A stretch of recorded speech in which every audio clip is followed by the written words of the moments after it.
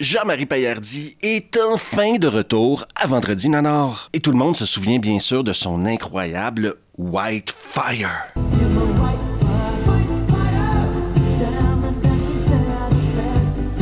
Par contre, je vous le dis tout de suite, dans le film d'aujourd'hui, le personnage principal ne veut pas coucher avec sa sœur. Mais après, vivre pour survivre. Aujourd'hui, à Vendredi Nanar, tuer pour aimer. Et ça commence maintenant.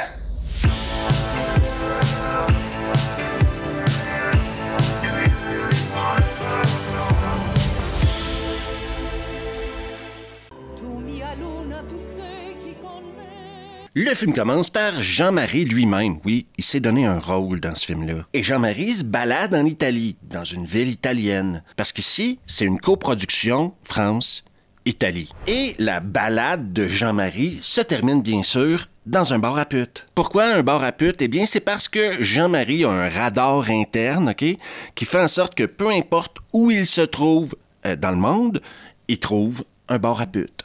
Et dans ce bar à putes-là, il y a une fille qui fait semblant de chanter, Marie-Paul.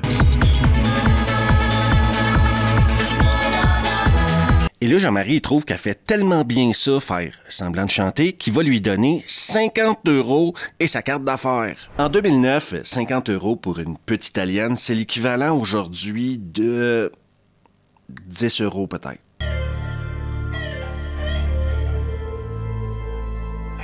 Mais les aventures de Marie-Paul la pute ne se terminent pas là, parce qu'on la retrouve maintenant dans son vestiaire.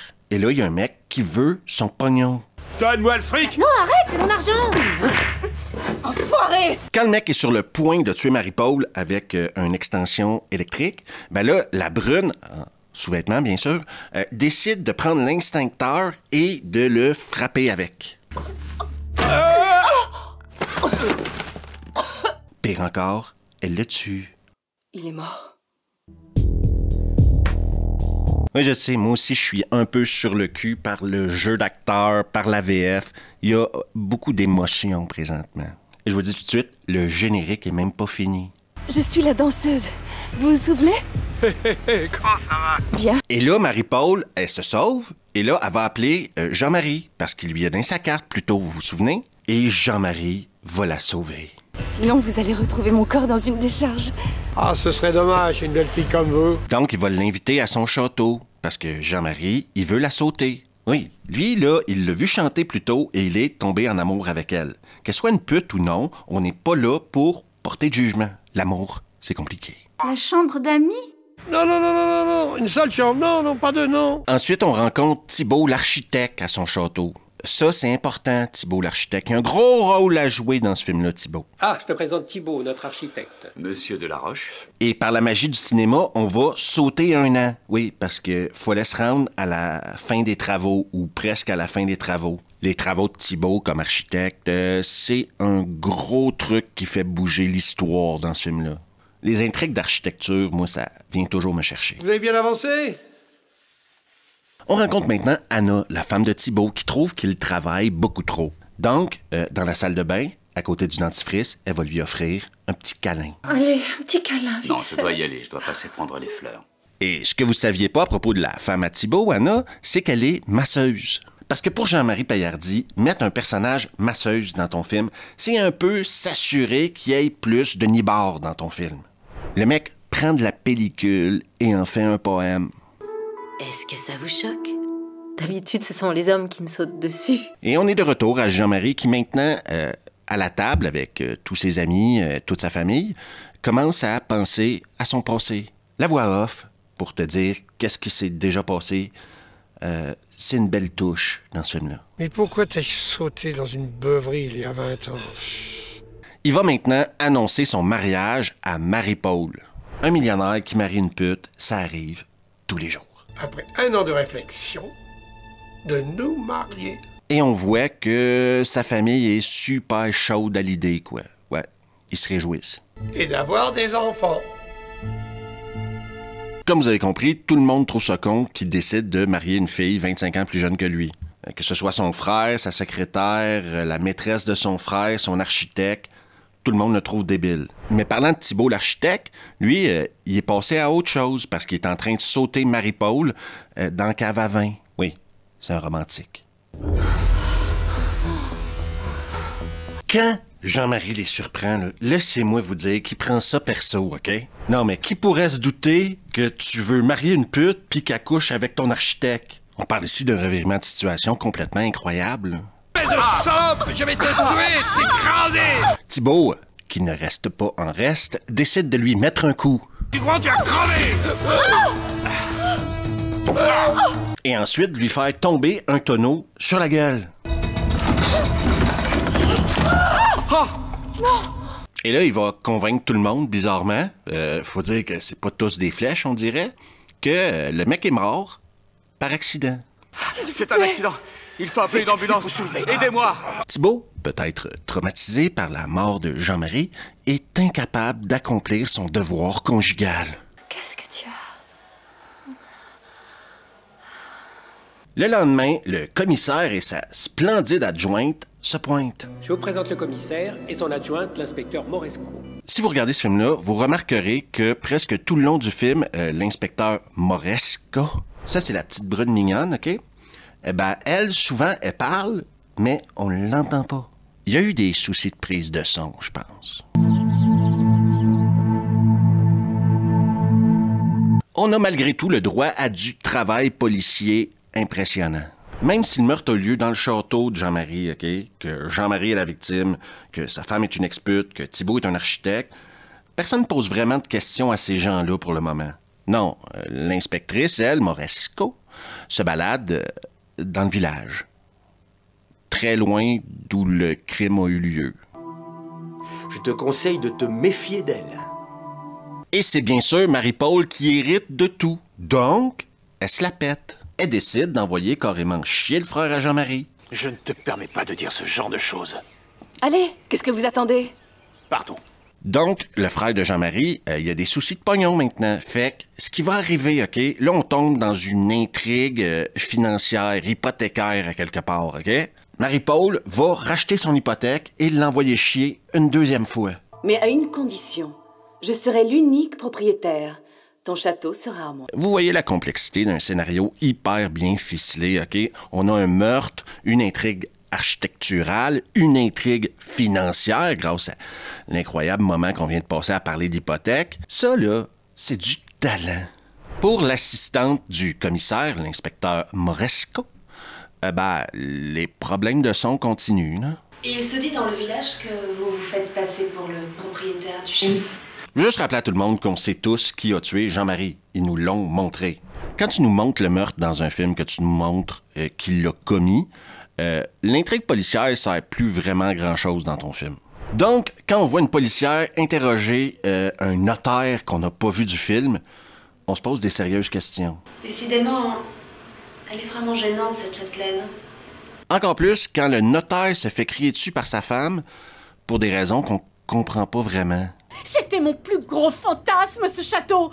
Et il vole en fumée! C'est la seule fois que tu vois le notaire dans le film, et après ça, il disparaît complètement de l'intrigue. On a mis un notaire pour rien dans ce film-là. J'aurais aimé ça, en savoir plus sur la vie du notaire, moi. Toutes tes envies et ta petite queue, tu peux te les fourrer dans ta poche! C'est compris? Marie-Paul, elle, se balade en Ferrari jaune. Les goûts, c'est dans la nature. Mais même si elle est en Italie, vous remarquerez que sa Ferrari est immatriculée en Suisse, dans le Valais. Ça, c'est une manière comme une autre de sauver de l'argent sur tes plaques. Mais je vous pose la question, OK? Qu'est-ce que ça donne d'avoir une Ferrari jaune si c'est pour te faire sauter dans un taudis? Non, mais c'est pas propre, là. Ça a l'air tout crasseux. Oh. Et là, la personne qui les matait, elle met le feu à l'endroit. C'est pas vrai, il y a des barons, on peut pas sortir. Moi, je vous le dis, OK? Si vous voyez un flic, OK, qui met son flingue comme ça dans son jeans, dites-vous que c'est pas quelqu'un qui a été formé à la sécurité des armes à feu. Non, mais ça fait pas sérieux. Surprise, surprise, Thibault a survécu à l'incendie. Tu es sûr que ça va? Bien sûr. Anna, la femme de Thibault, va même offrir un massage à Marie-Paul. Question de créer des liens. Elle doit sûrement avoir besoin d'un bon massage. Et là, à côté de la cabane qui brûle, on se rend compte que l'inspecteur Moresco, elle est pas dans la police pour rien, hein. Elle est... Donc quelqu'un aurait mis le feu à la grange. Les pompiers, eux, ils trouve ça drôle, mais c'est sûrement des pompiers volontaires, c'est pour ça. Et là, il fait au cul. Revenons au massage maintenant. On a le droit à un grand moment de cinéma, là. Si seulement toutes mes clientes étaient belles comme vous l'êtes. Je ne suis pas spécialiste en massage, OK? J'ai d'autres qualités. Mais moi, je pense que ce qu'on va voir présentement à l'écran, c'est exactement ce qui donne mauvaise réputation aux masseurs et masseuses. Parce que dans l'univers de Jean-Marie Paillardy, on dirait que les massages, c'est plus proche de la prostitution que du massage. Rien ne vaut un massage pour vous remettre sur pied. L'inspectrice Moresco, elle, continue bien sûr de parler dans le vide.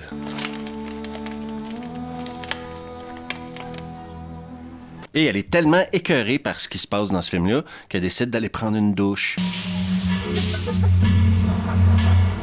Et quand elle sort de la douche, ben, quelqu'un lui a volé son arme. Et elle pense que c'est Thibault qui lui a volé son arme. Mais moi, je vous le dis, c'est pas Thibault, parce qu'on nous dira jamais qui a volé son arme dans le film. Non, ça revient pas du film, cette histoire-là. Inspecteur Moresco. Moresco. Moi, je connais pas les lois italiennes, OK? Mais menacer un flic de le tuer, j'imagine que c'est un crime. Tu es morte. Est-ce que c'est clair? Dans un revirement de situation totalement inattendu, Marie-Paul et Anna se retrouvent à poil sur la plage. Laisse-moi faire. On voit que Jean-Marie Paillardy avait une idée à la base dans ce film-là. Créer une histoire d'amour entre deux femmes. Le mec a des rêves, OK? Et des fantasmes surtout, je pense. Donc j'imagine que dans son raisonnement, il se dit « Pourquoi priver mon auditoire de ce spectacle-là? » Après s'être amusé à batifoler sur la plage, Marie-Paul et Anna décident d'aller dans le bistrot de quartier pour danser. Parce que c'est connu, les bistrots de quartier, c'est le meilleur endroit pour danser en plein après-midi. L'inspectrice Moresco, pendant ce temps-là, elle continue, encore une fois, à parler dans le vide. Je sais que ça va choquer certains d'entre vous, mais l'amour, c'est l'amour. OK? Et si deux femmes veulent s'aimer, qui sommes-nous pour juger de cet amour?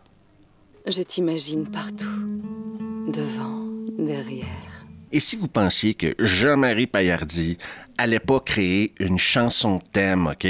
Oui, on se souvient tous de Whitefire que j'ai mis au début de la vidéo.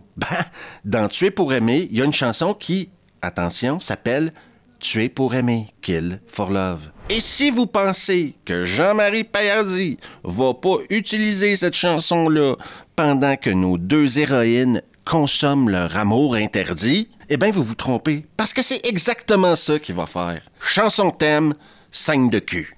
To kill for love. Mesdames, messieurs, Tuer pour aimer, un classique du genre. D'amour, fidèle à mourir. Marie-Paul, elle, souhaite maintenant que Anna divorce de Thibault. Alors faut divorcer. Je sais que vous vous dites, mais il y a 2 jours, elle couchait pas avec le mari d'Anna. L'amour, je vous l'ai dit plus tôt, c'est compliqué. À ce moment-là du film, il y a vraiment une question qui nous travaille l'intérieur. Est-ce que Marie-Paul devra tuer pour aimer? Il ne t'est jamais venu à l'esprit de quitter ta femme un jour? Et on a le droit, durant cette conversation, à une révélation de Thibault. Lui, il a déjà tué pour aimer. C'est moi qui l'ai tué. J'ai enlevé les cales dans la cave et j'ai aussi poussé les barriques. Et maintenant, au tour de Marie-Paul de tuer pour aimer. Et là, je sais ce que vous vous dites, là. Elle peut vivre heureuse avec Anna. Mais c'est beaucoup plus compliqué que ça, un film de Jean-Marie Paillardy. Et là, Anna révèle son jeu à Marie-Paul. J'en ai rien à foutre, ni de toi, ni de lui. Eh oui, tout ça est une histoire de vengeance. Je suis sous le choc, tout comme vous, j'imagine. Toi, tu baisais avec mon mari. Marie-Paul, elle est anéantie. Il n'y a rien comme une peine d'amour, surtout après avoir tué pour aimer. En fait, tu n'es qu'une saloperie de putain de merde. Et c'est la fin de Tuer pour aimer. Kill for Love. On peut tout faire par amour. Avant de passer à la conclusion, juste dire à tout le monde que vous pouvez maintenant, pour la période de Noël, acheter des abonnements Patreon et les donner en cadeau à vos amis. Vous choisissez la durée, 1 mois, 2 mois, 3 mois, 1 an, et c'est un joli cadeau, ça, pour la période des fêtes. En plus, ça supporte la chaîne. Mais revenons maintenant à Tuer pour aimer ou Kill for Love. Jean-Marie Paillardy frappe un coup de circuit ici. Il est égal à lui-même, quoi. C'est du Paillardy. On pouvait dire que Whitefire, ou Vivre pour survivre, c'était du cinéma. Oui, ça avait été tourné en Turquie, clairement tourné avec du film. Ici, ça a l'air d'une vidéo super cheap. Et c'est peut-être ça qui fait son charme. En plus de tous les problèmes de son, surtout quand c'est l'inspecteur Moresco qui parle. Ouais, si vous écoutez, vous entendez que ça coupe. Quand elle se met à parler, ça coupe. Et elle n'a pas le même son que les autres dans le film.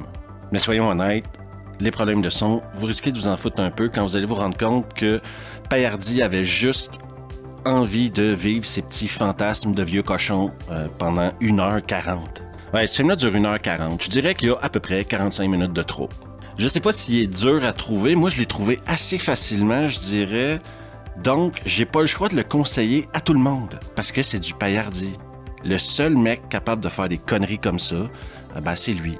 Les dialogues sont tous plus ridicules les uns que les autres. La VF est juste un bijou de VF. C'est incroyable qu'il y ait des gens qui aient enregistré cette VF-là et qui ont pris ça au sérieux.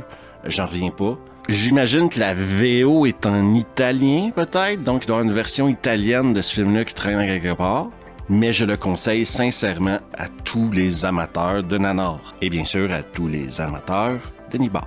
Tu rajoutes un hélicoptère dans ce film-là, puis on est à un autre niveau, je pense. Je dis ça, il manquait que l'hélico, je pense. Et c'est un film relativement récent. C'est un film de 2009. Donc, ça veut dire que Paillardy a quand même eu une longue et fructueuse carrière. Hein. Il y en a des gens qui ont donné du pognon pour faire des films à ce mec-là. Et toi qui n'es toujours pas abonné à YouTube, n'hésite surtout pas à t'abonner. Oui, c'est juste ici, c'est gratuit. Laisse un pouce si tu as le temps. Autre chose que tu peux faire pour m'aider, c'est laisser un commentaire et partager la vidéo. Ça m'aide vachement. Sinon, on se revoit la prochaine fois.